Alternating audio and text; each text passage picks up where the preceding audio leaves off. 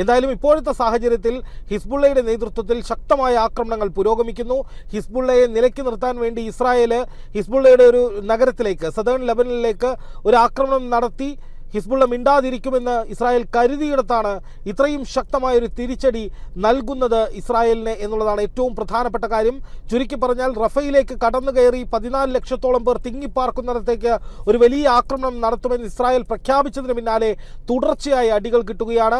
Hamas ഒരു വശത്ത് വടക്കൻ തെക്കൻ ഗസകളിലൊക്കെയുള്ള ഇസ്രായേൽ സൈന്യത്തിന് നേരെ തുടർച്ചയായ ആക്രമണങ്ങൾ നടത്തുന്നു. 46 സൈനികർ ഒറ്റയടിക്ക് ഗുരുതരമായി പരിക്കേറ്റുന്ന വിധത്തിലൊരു ആക്രമണം ഇസ്രായേലിനെതിരെ ഹമാസ് നടത്തിയെന്ന് പറഞ്ഞിരുന്നു. ഇന്ന് 7 ഇസ്രായേലി സൈനികരെ കൊന്നു എന്ന വാർത്തകൾ പുറത്തു വരുന്നു.